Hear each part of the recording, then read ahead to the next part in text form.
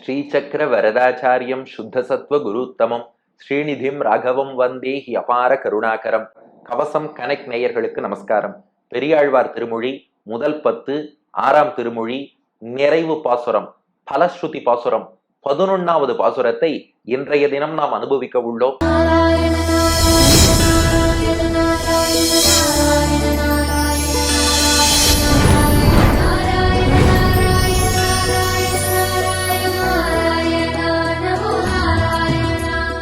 கடந்த 10 பாசுரங்களாக பெரியாழ்வார் யசோதையோடு சேர்ந்து நம்ம சங்கரா தொலைக்காட்சி நேயர்களும் அவர்களை சார்ந்த கவசம் கனெக்ட் நேயர்களும் நன்னா கண்ணபிரான்ட்ட கெஞ்சி கெஞ்சி கடைசியா கிருஷ்ணன் ஆசை தீர ஆசையோடும் அன்போடும் நன்றாக சப்பாணி கொட்டி கைத்தட்டி நம்ம எல்லோரையும் மகிழ்வித்து விட்டான். அப்படியே மனக்கண்ணில் அந்த காட்சியை ஒரு முறை நினைத்து பாருங்கள்.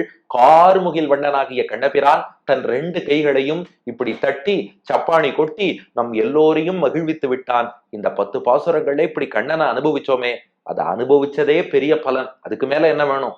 இருந்தாலும் இதை அனுபவித்தோருக்கெல்லாம் இன்னொரு பலனும் இருக்கிறதுன்னு சொல்லி இந்த திருமொழியை நிறைவு செய்கிறார் பெரியாழ்வார். அது என்ன பலன்னா, அதான் 11வது பாசுரம். ஆட்கொள்ள தோன்றிய ஆயர்தம் கோவினை நாட்கமிழ் பூம்பொழில் வில்லிபுத்தூர் பட்டன் வேட்கையால் சொன்ன சப்பாணி ஈரைந்தும் வேட்கையினால் சொல்லுவார் வினை போமே. இந்த பாட்டு 4 அடிகளை அப்படியே 4 பகுதியா பிரிச்சுக்கோங்க. முதல் அடி யார பத்தி பாட்டு? ஆட்கொள்ள தோன்றிய ஆயர்தம் கோவினை. அடுத்தது அவனை பத்தி யார் பாடினா? நாட்கமிழ் பூம்பொழில் வில்லிபுத்தூர் பட்டன். அடுத்து என்ன விஷயமாக பாடினார்? வேட்கையால் சொன்ன சப்பாணி ஈரைந்தும். சொன்னா என்ன பலன்? வேட்கையினால் சொல்லுவார் வினை போமே. ஆட்கொள்ள தோன்றிய ஆயர்தம் கோவினை நாட்கமிழ் பூம்பொழில் வில்லிபுத்தூர் பட்டன் வேட்கையால் சொன்ன சப்பாணி இறைந்தும் வேட்கையினால் சொல்லுவார் வினை போமே. இப்ப 4 பகுதி ஒன்னொன்னா பாத்துருவோமா? யார பத்தின பாசுரம்னா வேற யாரு? நம்ம குட்டி கண்ணன் தான். 1 வயது நிரம்பிய கண்ணனை சப்பாணி கொட்டுன்னு சொல்லி கிருஷ்ணனுக்காகத்தானே பாடினாள். எப்பேற்பட்ட கிருஷ்ணன்? ஆட்கொள்ள தோன்றிய. அவர் அவதாரம் பண்ணதே எதுக்குன்னா ஆட்கொள்ளுதல். ஆட்கொள்ளுதல்னா அடிமை கொள்ளுதல்னு அர்த்தம். அவருக்கு என்ன ஆசையா? அவர் பாட்டுக்கு வைகுண்டத்துல ஆதிசேஷன், கருடன், விஸ்வக்சேனர், பிராட்டிமார்கள் இவாளோட ஆனந்தமா இருக்கா. ஆனா நாம என்ன பண்றோம்? நீ அங்க ஏதோ இருக்கிறபடி இரு, நாங்க இங்க டிஃபன் சாப்பிட்டு டீ குடிச்சு டிவி பார்த்து இங்க இப்படி ஆனந்தமா இருக்கோம் நாம இருந்துட்டோம். அப்ப வைகுண்டத்துல இருக்க பகவான் பார்த்தானா? இல்லையே. இவ அனுபவிச்சுட்டு இருக்கிறது நிரந்தரமான உண்மையான சரியான ஆனந்தம் இல்லையே. இந்த வைகுண்டம்ங்கிற ஆன்மீக பேரின்பத்தை இவ எல்லாருக்கும் கொடுக்கலாமே என்று நினைத்து ஆட்கொள்ள, நம்மை ஆட்கொள்ளணும், நம்மை அடிமை கொள்ளணும், நம் மனங்களை ஈர்க்க வேண்டும் என்பதற்காக நமக்காக அவதரித்தவன் பகவான். இந்த அசுரர்களை அழிக்கிறதுங்கிறது அவர் எப்படி வேணாலும் பண்ணுவார். கம்சனை அழிப்பதோ அல்லது சிசுபாலனை அழிப்பதோ கௌரவர்களை அழிப்பதோ சும்மா சக்கரத்தாழ்வார அனுப்பினா அவர் போய் காரியத்தை பண்ணிட்டு வந்துருவார். அதுக்காக வரலையாம். இறங்கி வந்து அப்படி இப்படி கொஞ்சம் விளையாடி கைத்தட்டி செங்கிரையாடி லீலைகள் பண்ணாலாவது அதனால் மனம் ஈர்க்கப்பட்டு எனக்கு 4 பக்தர்கள் கிடைப்பாளேன்னு சொல்லி ஆட்கொள்ள, நம்மை ஆட்கொள்வதற்காக, நம்மை அடிமை கொள்வதற்காக தோன்றிய. பிறந்தன்னு சொல்லல, தோன்றிய. ஏன்னா நாமெல்லாம் ஏதோ கர்ம வினையால பிறக்கிறோம். அவன் அப்படி பிறக்கவில்லை, தன் கருணையால் வந்து தோன்றினான். அப்போ பகவானை பொறுத்தவரை தோன்றினான்னு சொல்லணும், பிறந்தான்னு சொல்லக்கூடாது. நாம கர்ம வினையால என்ன பாப புண்ணியம் பண்றோமோ அதற்கேற்ற ஒரு ஜென்மம் எடுப்போம். பகவானுக்கு கர்மாவே கிடையாதே, அவன் கருணையால் இறங்கி வந்தான். அப்போ ஆட்கொள்ள தோன்றிய, நம்மையெல்லாம் ஆட்கொள்ள வேண்டும் என்பதற்காக வந்து அவதாரம் செய்தருடைய ஆயர்தம் கோவினை. ஆயர்களுக்கெல்லாம் கோ தலைவனாக விளங்கக்கூடியவன். ஆயர்தம் கொழுந்து, ஆயர்தம் கோ. அந்த ஆயர்தம் கோவினை, ஆயர்கோவான கண்ணனை பற்றித்தான் இந்த 10 பாசுரங்கள் பாடப்பட்டன. இங்க மணவாள மாமுனிகள் வியாக்கியானத்துல கேட்கிறார், ஆட்கொள்ள தோன்றிய ஆயர்தம் கோன்னு சொல்லிட்டா அவதரித்த ஆயர் தலைவன். கிருஷ்ணன் அவதரிக்கும் போது மதுரால வசுதேவர் பிள்ளையாத்தானே அவதரித்தான். வளரும் போதுதானே ஆயர்கள்ல ஒருத்தனாக வளர்ந்தான். ஆட்கொள்ள தோன்றிய ஆயர்தம் கோன்னு சொல்லி அவன் பிறந்த போதே ஆயர்களின் கோ என்று சொல்வது போல இருக்கு. இந்த பாட்டை சேர்த்து சொல்லி பாருங்க. ஆட்கொள்ள தோன்றிய ஆயர்தம் கோவினை. அப்போ தோன்றிய, தோன்றும் போதே ஆயர்தம் கோ, பிறக்கும் போதே ஆயர் தலைவன் இருக்கே. அவன் பிறக்கும் போதே ஆயர் தலைவனா பிறக்கலையேன்னு கேட்டோம். அதுக்கு மாமுனிகள் வியாக்கியானம் பண்றார், அவன் பிறந்தது வேணா மதுரால தேவகி பிள்ளையா இருக்கலாம், ஆனா அழுதது பால் குடிச்சது எல்லாமே ஆயர்பாடிதான். அங்க பிறந்த வேகத்துக்கு நேரா ஆயர்பாடிக்கு வந்துட்டான். நந்தகோபன் யசோதை மகனாகத்தான் 11 வயது வரை வளர்ந்தான். என்னத்தான் கிருஷ்ணன் 125 திருநக்ஷத்திரம் வாழ்ந்தாலும் இந்த முதல் 11 வருஷம் அவன் பண்ண லீலை போல் வருமா? அதைத்தானே அடியார்கள் மீண்டும் மீண்டும் சிந்தித்து ஆனந்தப்படுகிறோம். அதனால அந்த வகையில் பார்த்தால் நிச்சயமாக அவன் அவதரிக்கும் போதே ஆயர்னு சொல்வதில் எந்த குறையும் இல்லை. அந்த ஆயர் தலைவனான கிருஷ்ணனுக்காக பாடப்பட்டவை 10 பாசுரங்கள். 2, இதை யார் பாடினார்? நாட்கமழ் பூம்பொழில் வில்லிபுத்தூர் பட்டன். பாடியவர் பெரியாழ்வார். எந்த ஊரை சேர்ந்தவர்? ஸ்ரீவில்லிபுத்தூர். ஸ்ரீவில்லிபுத்தூர் எப்படிப்பட்டது? பூம்பொழில், பொழில்னா சோலைன்னு அர்த்தம். பூம்பொழில்னா பூக்கள் பூத்திருக்கக்கூடிய சோலைகள் நிறைந்தது ஸ்ரீவில்லிபுத்தூர். அந்த பூக்கள் எப்படி இருக்கு? நாட்கமழ், கமழ்னா நறுமணம் வீசக்கூடிய, கமழக்கூடிய. நாட்கமழ்னா ஒவ்வொரு நாளும், ஒவ்வொரு நாளும் எல்லா நேரத்திலும் நறுமணம் கமழக்கூடிய, நாட்கமழ் எல்லா நேரத்திலும் நறுமணம் கமழக்கூடிய பூம்பொழில், பூக்கள் நிறைந்த சோலைகள் சூழ்ந்த வில்லிபுத்தூர், ஸ்ரீவில்லிபுத்தூர். சரி, இப்ப ஸ்ரீவில்லிபுத்தூர்ல சோலை இருந்தா என்ன, அதுல பூ பூத்தா எங்களுக்கு என்ன? நாட்கமழ்னு அது எல்லா நேரமும் வாசனை கமழ்ந்தா எங்களுக்கு என்னன்னா, இங்க சோலைங்கிறது சாதாரண சோலை இல்லையா. இங்க சோலை என்பது எதை குறிக்கிறது என்றால், ஸ்ரீவில்லிபுத்தூர்ல வடபத்திரசாயியோட திருக்கோவில் இருக்கு பாருங்க, அதுதான் இங்க சோலையாம். அதுல பூக்கள்ங்கிறது யாருன்னா, எம்பெருமானுக்கு எப்படி பூக்களை அர்ப்பணிக்கிறோமோ, பூ போல் தங்களையே பகவானிடம் அர்ப்பணித்த பக்தர்கள் தான் இங்கே பூக்களாம். எப்போதும் நறுமணம் கமழறதுன்னா பக்தியும் ஞானமும் மணக்கிறதுன்னு அர்த்தம். அப்போ இங்கே சோலை என்பது வடபத்திரசாயி கோயில், அதிலே பூக்கள் என்பது பக்தர்களின் கூட்டம், அதன் நறுமணம் என்பது அவர்களின் பக்தியும் ஞானமும். அப்ப நாட்கமழ், பக்தியும் ஞானமும் எப்போதும் கமழக்கூடிய பூம்பொழில், பக்தர்கள்ங்கிற பூக்கள் நிறைந்திருக்கக்கூடிய வில்லிபுத்தூர். அந்த ஸ்ரீவில்லிபுத்தூரை சேர்ந்த பட்டன். பட்டர் என்ற சம்ஸ்கிருத வார்த்தை கற்றறிந்த சான்றோரை குறிக்கும். அதுதான் தமிழ்ல பட்டன் என்று ஆகியிருக்கிறது.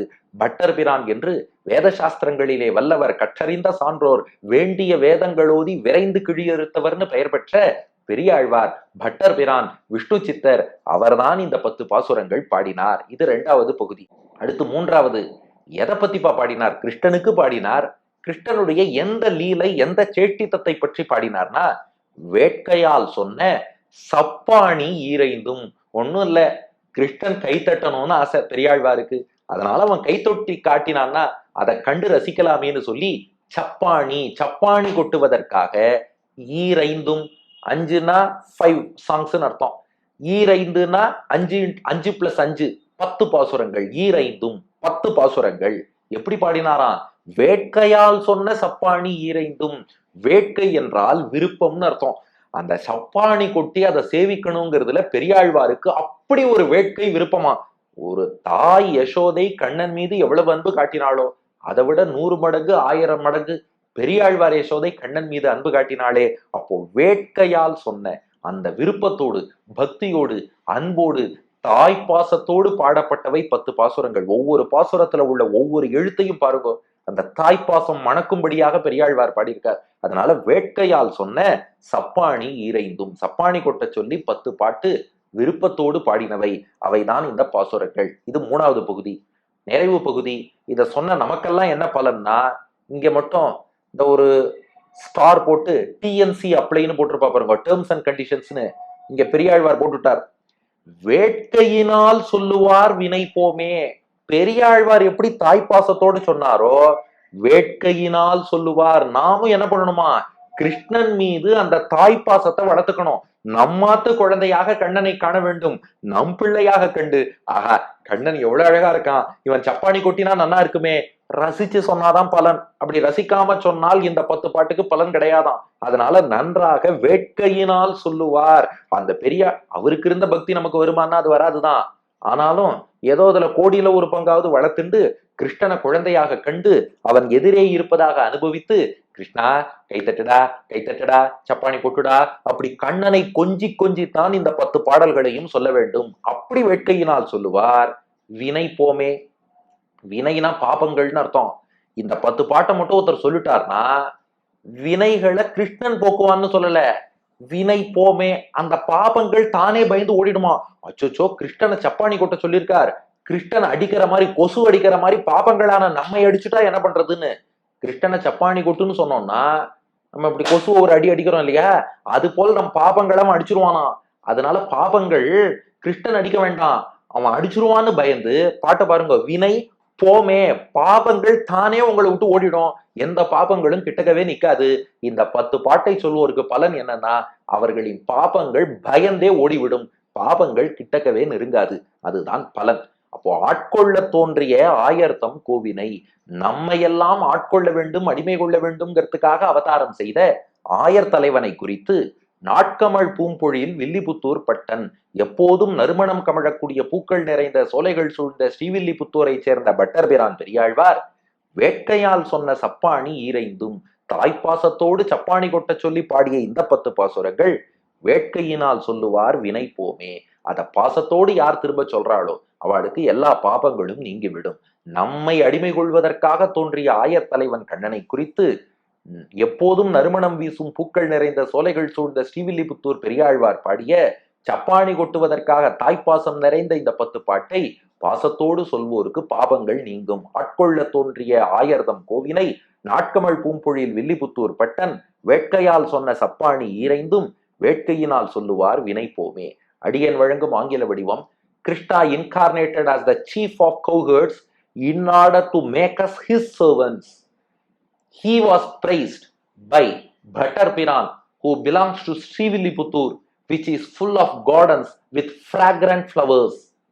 Bhattar Piran sang 10 verses with maternal love towards Krishna to make him clap chapani.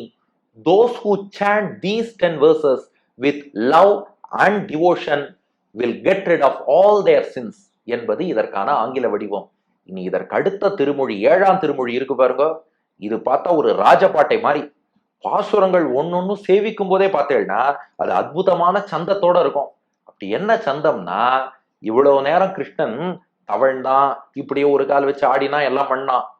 இப்ப கிருஷ்ணன் நன்றாக நிமிர்ந்து நடக்க போறான். ஒரு வயசு ஆயிடுத்து இல்லையா, அடுத்து கிருஷ்ணன் தளர் நடை நடக்க போறான்.